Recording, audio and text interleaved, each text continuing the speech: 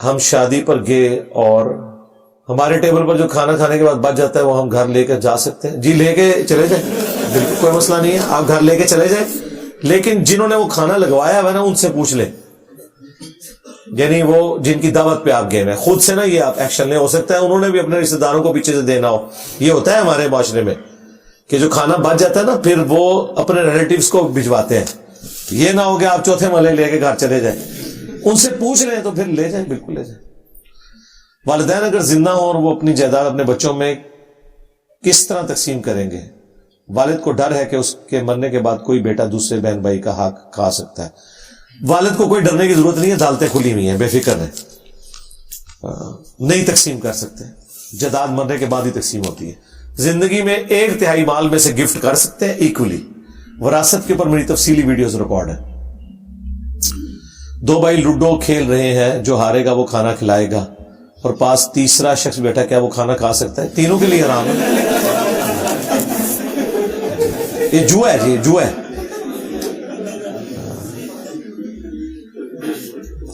میرے والد مجھ سے اس دنیا سے ناراض ہو کر گئے، جس کا مجھے بڑا دکھ ہے.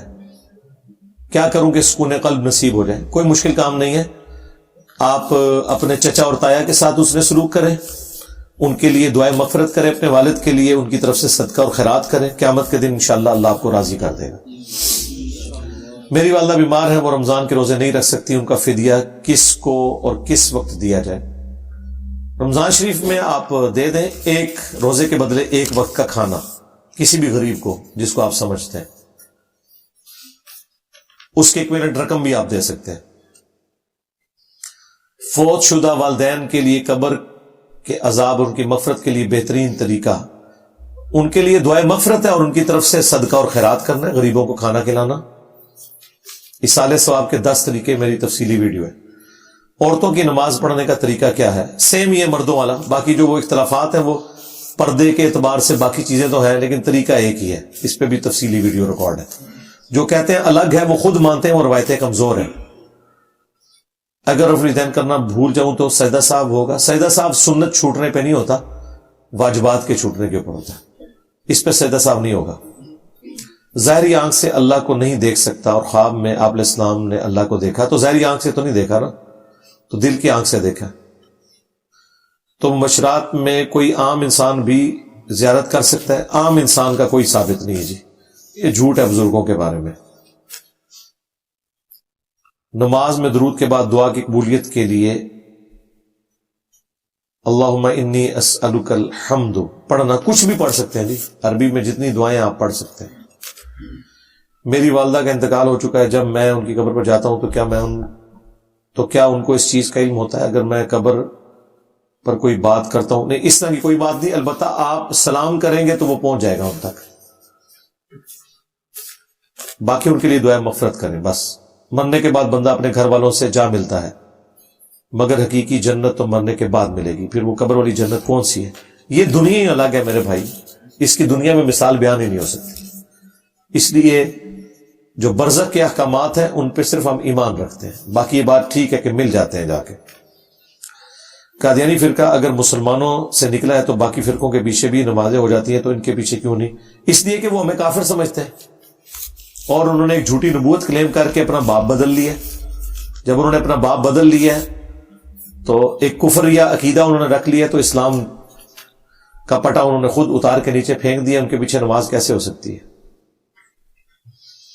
اگر ایک شخص کو ریلوے کوارٹر ملا اور وہ آگے سے اس کو رینٹ پہ دے دے 2-3 سال کے لیے، جی نوکری بھی فارغ ہو جائے گی آپ کی، یہ سب لٹ کرنے کے اوپر اتنا بڑا جرم ہے، حرام ہے یہ. گھر میں میت پڑی ہو، مہمان باتیں کر رہے ہوں، کیا باتوں سے بچنے کے لیے لہذا بیٹھنا، سپارے یا یاسین پڑھنا جب تک کہ میت کا غسل نہ ہو جائے؟ باقی یہ ایکٹیویٹیز ہے میرے بھائی، اس طرح کی ایکٹیویٹیز اس موقع پہ نہیں ہے. فوراً آپ جو میت کے غسل اور باقی چیزیں ان کا اہتمام کریں. تو یہ لہذا سے بیٹھ کے ویسے قرآن کھول کے نہیں پڑھا، اسی وقت آپ نے قرآن کھول کے پڑھنا ہے، تو وہ والی ایکٹیویٹی نہ ایسے لوگوں کے سامنے پرفارم کریں. ہاں آپ قرآن ترجمے سے کھول کے سائڈ پہ کہیں بیٹھے ہوئے ہیں، کسی کے سامنے نہیں ہے، وہ تو اچھی مصروفیت ہے. انسان سے گناہ ہوا پھر توبہ کر لی، کچھ لوگوں کو پتا ہے، ڈر ہے کہ یہ بات پھیل نہ جائے. ٹھیک ہے آپ توبہ کریں، بات پھیل جائے گی تو اللہ کے حضور تو معافی ہو جائے گی جب آپ نے معافی مانگ لی. باقی اس ڈر کا تو کوئی علاج نہیں ہے کہ وہ آگے بات نہ پھیلائیں. اللہ کرے وہ پردہ ہی رکھیں، لیکن اگر بات نکل بھی جائے تو توبہ پھر بھی آپ کی قبول ہے. سگریٹ، حقہ، نسوار حرام ہے، نجی ثواب کا کام ہے. یہ تینوں چیزیں ظاہر ہے صحت کو نقصان پہنچانے والی ہیں. قرآن میں واضح آیت ہے وَلَا تُلْقُوا بِأَيْدِيكُمْ إِلَى التَّهْلُكَةِ، اپنے ہاتھوں سے اپنے آپ کو ہلاک مت کرو. کیا جائے نماز پر خانہ کعبہ یا مسجد کی گنبد کی تصویر بنوا سکتے ہیں؟ نہیں، خانہ کعبہ نہیں بنوانا چاہیے بالکل. دیکھیں ان انٹینشنلی ہم کتنی توہین کے مرتکب ہوتے ہیں کہ کعبے کی تصویر کے اوپر پاؤں لگتے ہیں. شرعی گرفت تو میں کوئی نہیں کہتا، لیکن اس سے عزت تو کم ہونے والا معاملہ ہے نا. تو بہتر یہ ہے کہ اس طرح کے مسلح یوز نہ کریں. ہم نے تو کبھی بھی نہیں کیا اس طرح کا مسلح یوز. سادہ ہونا چاہیے. کیا فوت شدگان کو دیکھا جا سکتا ہے؟ کس حال میں؟ کوئی علاج نہیں ہے جی اس معاملے کا. باقی جو دعوے کرتے ہیں وہ سب جھوٹے ہیں، اور کسی کو خواب آ بھی جائے تو اس کی کوئی اتھینٹسٹی نہیں ہے کہ واقعی اللہ کی طرف سے ہے یا شیطان کی طرف سے. کیا ملائکہ نام رکھنا جائز ہے؟ ملائکہ دیکھیں یہ تو ملک کی جمع ہے. ملک فرشتے کو کہتے ہیں. ایک ملک ہوتا ہے، ملک تو اس کو کہتے ہیں نا سردار کو. تو ملائکہ ایک جمع کا صیغہ ہے، ایک بندے کا نام رکھا ہوا ہے. تو مانے تو کوئی غلط نہیں ہے، لیکن ایک آکورڈ سا لگتا ہے. باقی اس پہ کوئی شرعی گرفت نہیں ہے. کیا دکان میں عام کھانے پینے کی چیزوں کے ساتھ نسوار بیچ سکتے ہیں؟ جی نسوار نہ بیچیں، مہربانی کریں. جب ختم نبوت ہو چکی تو حضرت عیسیٰ علیہ السلام کیوں آئیں گے؟ حضرت عیسیٰ علیہ السلام کے آنے سے ختم نبوت پہ کوئی فرق نہیں پڑتا، اس لیے کہ حضرت عیسیٰ علیہ السلام امتی کی حیثیت سے آئیں گے. وہ امتی نبی نہیں ہے، یہ ذہن میں رکھیے گا. وہ نبی امتی ہیں. یہ جو قادیانیوں نے دھوکہ دیا کہ امتی نبی تو حضرت عیسیٰ بھی ہیں، نہیں جی امتی نبی تو نہیں ہے. آپ کو کس نے کہا امتی نبی ہے؟ امتی نبی کا مطلب ہے کہ وہ امتی بنے اور پھر نبی بنے. نہیں، وہ نبی پہلے سے ہیں، اولو العزم پیغمبروں میں سے. وہ نبی امتی ہے. اور وہ کیوں ہے؟ اس امت میں آنے والے دجال کے قتل کا جو معاملہ ہے وہ اللہ تعالیٰ نے عیسیٰ ابن مریم کے سپرد کیا ہے، کیونکہ بنی اسرائیل کا نمائندہ ہوگا دجال، اور بنی اسرائیل نے ہی عیسیٰ ابن مریم پہ ظلم کیے. اور حضرت عیسیٰ کی اپنی دنیاوی زندگی میں انہوں نے کوئی ان سے بدلہ نہیں لیا. آخری عذاب کا کوڑا انہی کے ذریعے اللہ تعالیٰ بنی اسرائیل پہ کروائے گا. یہ اس لیے آنا ہے. ایک ہی مرتبہ مستقل شریعت اور کتاب کیوں نہ نازل کی گئی؟ اس کا بھی اللہ نے قرآن میں فرمایا. قرآن بھی اکٹھا نازل ہوا، اور فرمایا وجہ اس کی کہ اس لیے کہ تاکہ آپ کے دل کو مضبوط کرے اس کتاب کے ذریعے. اور یہ اللہ تعالیٰ کا ایک ذریعہ ہے، اس کی ایک سنت ہے. جس طرح اللہ نے پریگنینسی کے لیے عورت کو چنا کہ وہ تکلیف کاٹے گی اور معیشت کی تکلیف مرد.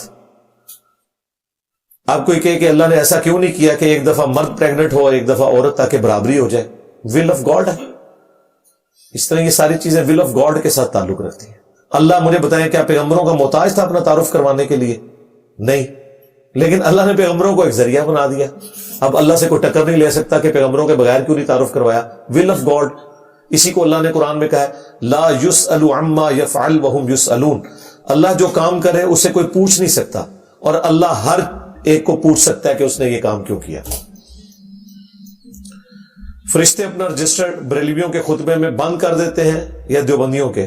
وہ تو انہوں نے رجسٹر بند کرنے ہی کرنے ہیں جیسے ہی وہ تقریر شروع ہوگی. بعد میں چاہے انہیں کوفت اٹھانی پڑے ان کہانیوں کی، اسٹوریوں کی، وہ الگ بات ہے.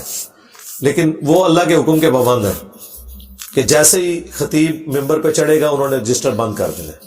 بخاری مسلم میں ہے.